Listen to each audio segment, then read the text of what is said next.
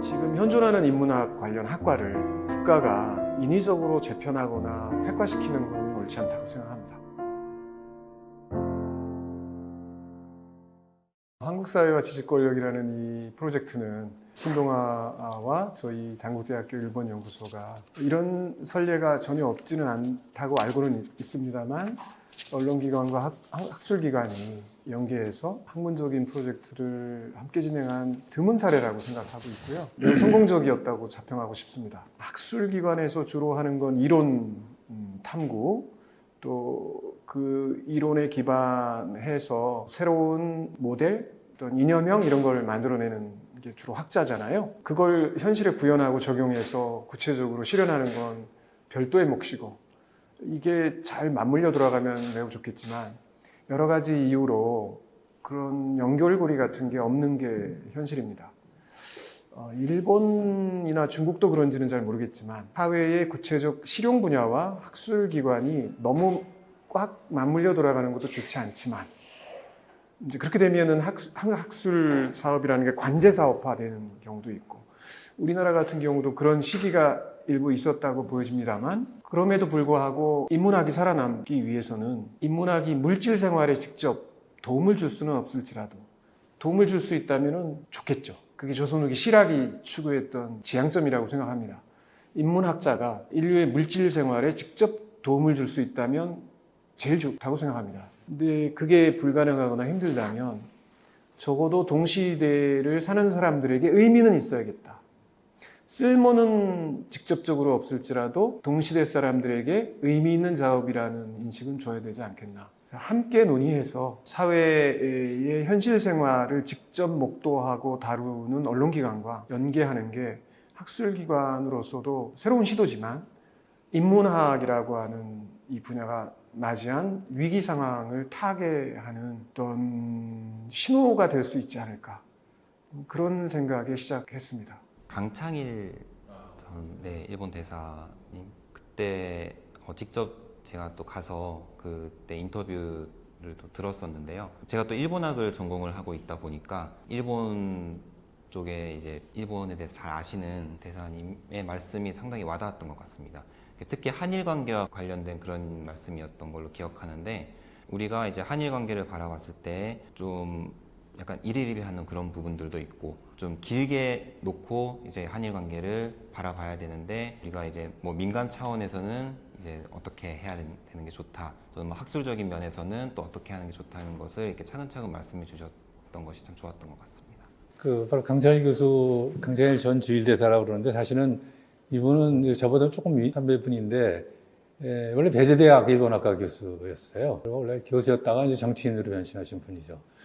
그래서 지금도 기억이 나는 건데, 이분이 그러니까 민주당 쪽 소속을 하면서 아마 여러 가지, 저는 그 전에 연구자의 모습을 그분을 알았기 때문에 역시 정치로 하면서 하는 발언과 또 연구자로 돌아와서 하는 발언은 역시 달라지는구나. 극히 상식적이고 뭐라 그럴까요? 반일이니 친일이 하는 거와 차원을 달리하는, 반드시 일본을 제대로 공부해야 되고 연구해야 되고, 한일 간에 진짜 두고두고 과거에 그런 일이 있었지만 영원히 한일 친선을 계속해야 되는 이유가 너무나 자명한데, 그런 얘기들이 현실 정치에 쉽지 않잖아요. 근데 이분 얘기 들어보면서 역시 그렇게 상식적이시고 역시 속은 그렇구나 하는 걸 그냥 느꼈던 거고.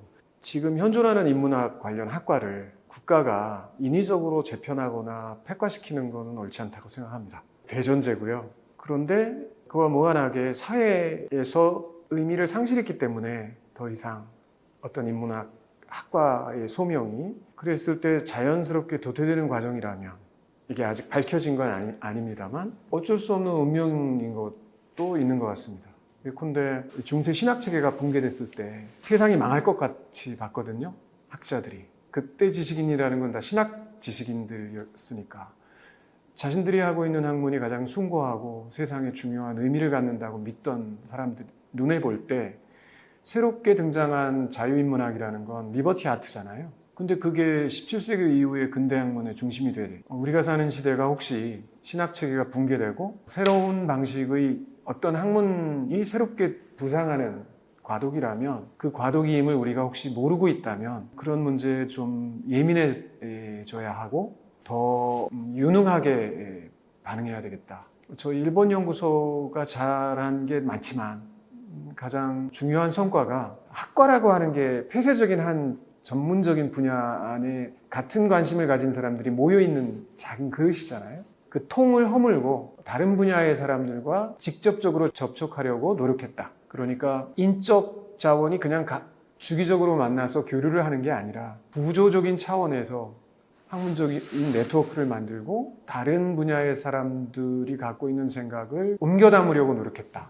인문학의 위기는 엄중한 문제이긴 하지만 이걸 사회의 탓으로만 돌리지 않고 인문학 자체가 어떤 변화의 임계점에 서 있는지를 반성하는 계기로도 활용해야 된다고 생각합니다. 인문학의 위기라고 하는 말은 오래전부터 뭐 세상을 떠들썩하게 했던, 그리고 인문학자들을 상당히 괴롭혀왔던 그런 말인데, 제가 개인적으로 느끼기로는 최근에는 그 인문학의 중요성을 강조하는, 그런 부각시키는 그런 추세가 나타나고 있는 것 같습니다. 물론 이제 대학 내에서는 인문학의 위상에 대해서 여러 가지 의견들이 많지만, 사실 이제 현대 사회에서는 인문학의 중요성이나 그런 필요성을 더 강조하고 있지 않나라고 생각을 하고, 그런 차원에서 이 연구자들이나 이제 대학 내부가 아니라 이제 사회에서는 그 인문학의 중요성을 더 강조하기 때문에 약간 역설적이지만 이런 인문학의 위기라고 하는 용어가 계속 나오고 있는 것이 아닌가 하고 생각을 하고요. 그리고 연구소 차원에서 좀 한 말씀을 드리면, 지금 대학은 이제 학령 인구 감소 때문에 상당히 어려움에 처해 있는 것이 현실입니다.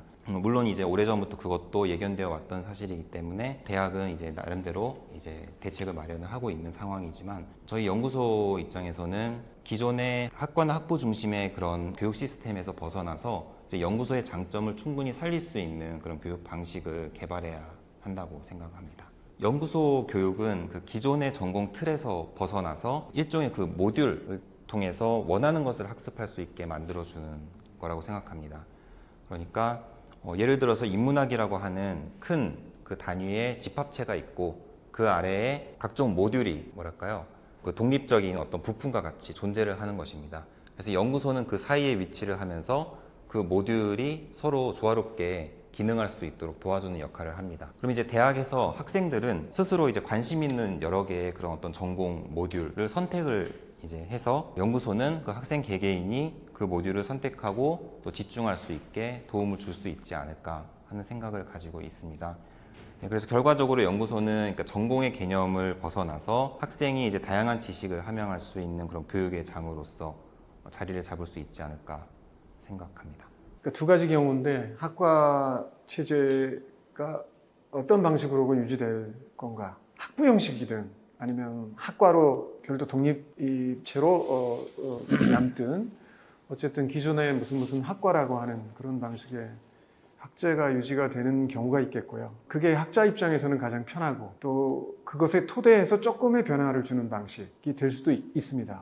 그러면 크게 걱정 안 할 수도 있을 것 같지만, 만약에 이 시스템 전체가 균열을 맞이하거나 자의반 타의반, 아니면 시스템 자체가 변화하지 않으면 더 이상 인문학이 생존할 수 없는 경우가 발생한다면, 저는 앞으로는 연구소 중심의 학문 연구가 되어야 할 것 같고요. 대학원 기능도 연구소가 담당할 수 있다고 생각합니다. 대학원이라는 게 그레이주에이트 스쿨이니까 이 학부 교육을 전제하거든요.